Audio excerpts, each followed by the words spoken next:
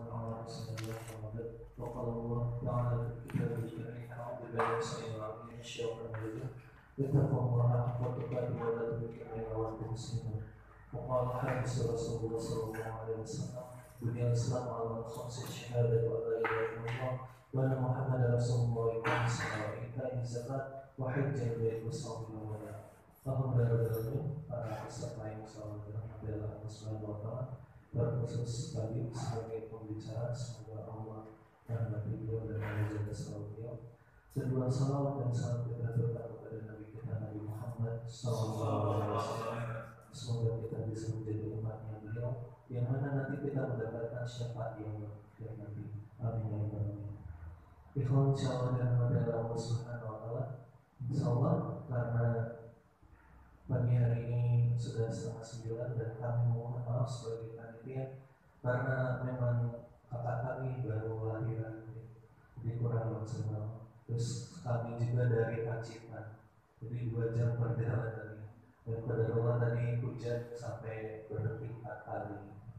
Semoga tidak menjadikan berkurangnya semangat kita dan insya ini lebih sistemnya kepada privat, jadi lebih maksimal nanti ya gitu insyaallah karena ada 6 atau 8 orang. Jadi kalau privat kan lebih hasilnya lebih maksimal daripada 50 orang nanti ngejarnya salah gitu kan insyaallah.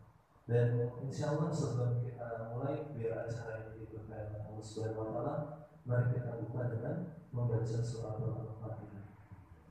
أعوذ بالله من الشيطان الرجيم بسم الله الرحمن الرحيم الحمد لله رب العالمين الرحمن الرحيم مالك يوم إياك نعبد وإياك نستعين اهدنا الصراط المستقيم صراط الذين أنعمت عليهم غير المغضوب عليهم ولا الضالين.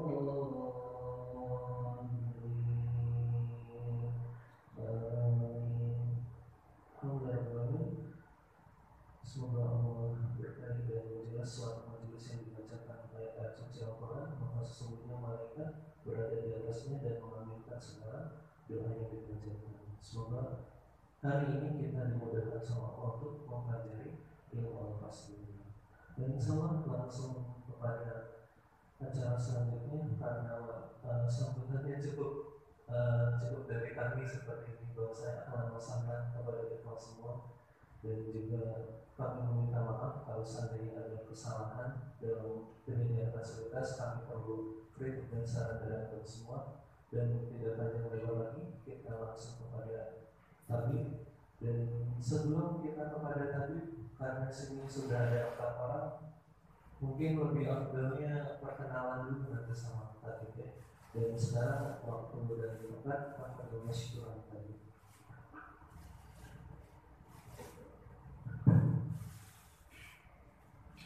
Bismillahirrahmanirrahim. Assalamualaikum warahmatullahi wabarakatuh. Alhamdulillahirabbil alamin. Wassalatu wassalamu ala asyrafil anbiya'i wal mursalin wa ala alihi washabbihi ajmain. Amma ba'du. Rabbi ishrah li sadri wa yassir li amri wahlul 'uqdatam min lisani yafqahu qawli. Alhamdulillah wa syukurillah. Bapak Ibu beserta pelatihan privat terapi Al-Fasl yang dirahmati Allah Subhanahu wa Ta'ala, yang pertama tidak lupa kita senantiasa memanjatkan puja dan syukur kita kepada Allah Subhanahu wa Ta'ala atas segala limpah karunia kenikmatan yang telah kita dapatkan dalam kehidupan kita ini, dan salah satunya pada kesempatan pagi ini kita diberikan kesempatan oleh Allah untuk bisa bersama-sama duduk bersama dalam majelis ilmu untuk bersama-sama belajar tentang ilmu pengobatan, salah satunya terapi al-fasdu. Yang kedua, salat dan sholawat tidak berbagi aturkan kepada junjungan besar kita Nabi Muhammad Sallallahu Alaihi Wasallam, kepada keluarga sahabat dan pengikutnya, dan kita dijadikan akhir memberi syafaatnya. Amin Allahumma amin. Yang kami hormati Bapak Ibu beserta pelatihan Rifat Al-Fasdu dan sebagai panitia Nasir ini. Baik, sebelum acara pelatihan ini kita mulai, sudah dilakukan doa pembuka. Kemudian mungkin sebelum kita memasuki untuk tahapan-tahapan yang akan kita sampaikan tentang materi Al-Fasdu, langkah baiknya kita saling perkenalan dulu sih Bapak Ibu.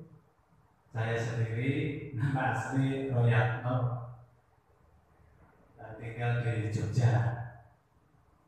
Kemudian saya dalam proses belajar Al-Fasdu ini, guru utama saya tapi Mustafa dari Bogor, kemudian Dr. Wes Fauzi, itu jadi saya belajar ketiga guru.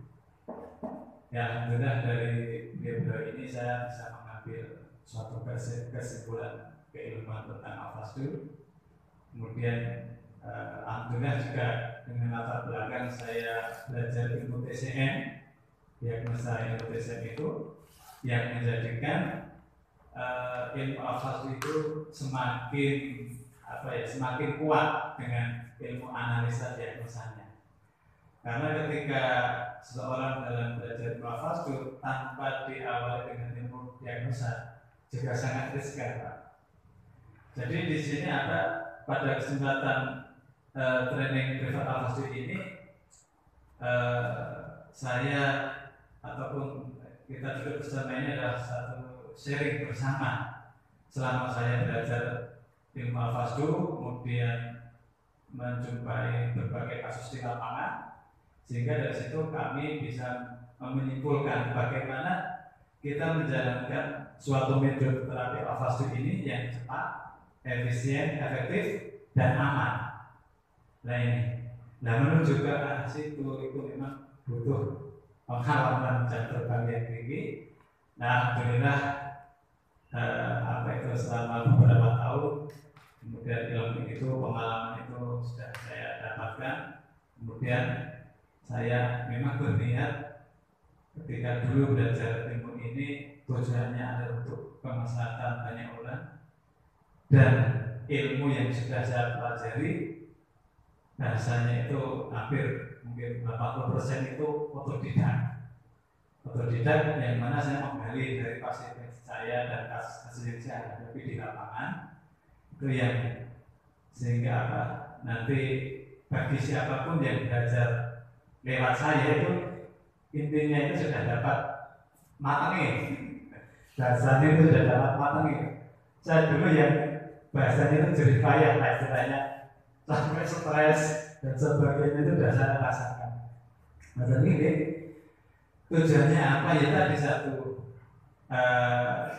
harapan saya dengan pengalaman ini ilmu Al-Fasdu nanti bisa berkembang sampai pelosok negeri. Karena apa? Nanti ketika kita berbicara Al-Fasdu, kita kupas tuntas dari sisi kesehatan, dari sisi bisnis ekonominya itu ya menggiurkan. Benar. Dan ini juga banyak yang nggak tahu. Saya termasuk di Jogja awal-awal yang mengenal Al-Fasdu. Kalau 2015 itu belum ada di media sosial itu. Ilmu Al-Fasdu itu belum ada. Mau ngetik Al-Fasdu itu nggak ada video, nggak ada. Siapa trainernya, siapa yang bukan, nggak ada. Baru saya menunggu 1 tahun 2016 dapat pelatihan Al-Fasdu pertama tapi Mustafa di Bogor. Nah itu langsung saya kejar. Kemudian selang 2 bulan ada pelatihan Dr. Wes sama Fauzi di Jakarta, saya kejar. Pokoknya ilmu yang mereka kuasai itu sebisa mungkin saya dapatkan. belum puas kan, terus di Ngawi Jawa Timur saya ikut lagi. Kemudian yang terakhir di Solo di Asaram 2 kali saya ikut lagi karena di situ ada aksesnya. Yang sebelumnya itu cuma kita melihat nggak saja orang nusuk jarum dari kejauhan kan, terus dapat vena itu yang ini, terus nanti ngambilnya cuma segini aja. Jadi pulang itu rata-rata tidak bisa praktek. Dan saya sendiri dari 6 bulan itu nggak praktek, Pak. 1 jauh dari guru, ini kan Bogor kan. Terus 2 saya itu takut jarum, Pak. Jauh dari guru, takut jarum, gitu. Kemudian ada teman dari Jogja yang saya minta ajar untuk pelatihan itu, ya belum bisa apa-apa. Aku tahu selang 1 tahun sudah dipanggil Allah, jadi saya berjuang sendiri, Pak. Nah, seperti itu berjuangnya. Jadi nanti apa? Sudah tahu trik bagaimana mengatasi orang yang takut jarum, ini kan? Nanti menghadapi bagaimana kasus-kasus tertentu yang orang lain itu melihatnya ekstrim. Ya nanti sama juga seperti Bapak Ibu yang sudah baca Bekam itu, awalnya kan ngeri. Nanti kalau lihat darahnya keluar terus gimana, terus nanti kalau kehabisan gimana. Jadi ya tentang Al-Fadl ini sangat berkesan sekali, Pak, terhadap diri saya. Bagaimana proses awalnya ujiannya sangat berat, belum dari diri saya sendiri, belum nanti orang lain, Pak. Orang lain pasti juga akan ngedel-ngedeli bahasa Jawanya itu. Jadi malah apa ya? Jadi nggak semangat ya. Nah nanti apa? Energi-energi yang saya rasakan, semangat bagaimana ketika saya tidak putus asa untuk berjuang, bisa sampai tingkat nanti mahir dalam terapi Al-Fadl itu, ya alhamdulillah nanti energi itu mudah-mudahan apa bisa tersalurkan kepada Bapak Ibu sekalian sehingga mempunyai semangat yang besar. Kemudian juga nanti semangat bagaimana kita bisa untuk menolong banyak orang. Nah ini sekilas perjalanan saya dalam terapi Al-Fadl. Nah kalau nanti Bapak Ibu sudah menguasai ilmu Al-Fadl dengan baik, kemudian nanti bisa punya agenda rutinan kayak terapi Al-Fadl masal, jam-jam masjid atau jam pengajian itu ya. Nanti apa? Waktu kita itu akan habis di situ juga. Jadi selama ini dalam terapi Al-Fadl ini, kemarin sebelum COVID ya, itu ya yang pasti Sabtu Ahad itu sudah dijamaah saya, Pak. Sudah rutin, berarti apa? Sebulan 8 kali saya pas masa. Belum nanti ada tambahan, ada sehari 2 hari. Belum nanti ketika kita melayani pasien di rumah, Pak. Nah, ketika kita berbicara nanti ketika sudah mampu untuk melayani tadi, memang kita butuh tim, gitu Pak. Nggak bisa berjalan sendiri. Gitu. Jadi bagaimana nanti kita memandang ilmu Al-Fadl ini adalah memberikan kemanfaatan, kemaslahatan kepada sebanyak-banyaknya orang, pada umat, agar mereka hidupnya sehat, kemudian terbebas dari penyakit-penyakit yang berat. Kemudian ini yang menjadi poin dan visi misi saya di terapi Al-Fadl, Bapak Ibu. Jadi dengan terapi Al-Fadl ini, saya pertama dulu itu apa? Niatnya itu bagaimana menterapi orang dengan sebanyak-banyaknya dengan waktu yang singkat. Karena tujuannya apa, Bapak Ibu? Saya itu ingin memotong mata rantai agar saudara kita itu yang karena mungkin kurang bisa menjaga pola makan, kurang bisa mungkin mengatur istirahatnya dan sebagainya, yang menjadikan kesehatan mereka itu sangat rentan dengan nanti terjadinya serangan stroke, jantung koroner, terus gagal ginjal. Nah, saya kepinginnya waktu itu Pak, agar saudara kita itu yang bahasanya itu tidak peduli dengan dirinya sendiri. Kita sebagai saudara muslim katakan punya andil agar hidup mereka selamat, hidup mereka sehat, sehingga tidak sampai masuk ke fase rumah sakit. Itu yang terngiang di pikiran saya gitu Pak. Silahkan kalian yang suka makan yang enak-enak, goreng-gorengan, lemak dan sebagainya, rajinlah berfase agar nanti tidak menjadi penyakit stroke, tidak menjadi penyakit jantung koroner, tidak menjadi penyakit gagal ginjal. Itu yang menjadi visi saya seperti itu. Jadi bagaimana kita kedepannya itu memberikan pelayanan sebaik-baik kepada saudara kita, salah satunya edukasi kesehatan dengan konsep Ibu Nabawi. Kemudian kita melakukan tindakan real yang nyata untuk memberi solusi pada mereka. Nah, saya sering ketika sharing kepada pasien itu sebenarnya masyarakat atau umat ya ini kurang perhatian dari pemerintah. Pemerintah melayani kesehatan, misalnya bikin rumah sakit untuk menampung mereka yang sudah sakit-sakit parah, orang yang kena stroke, jantung koroner dan sebagainya, lari ke rumah sakit, kondisinya mereka sudah pada sakit. Nah, saya di sini ada celah yang kurang.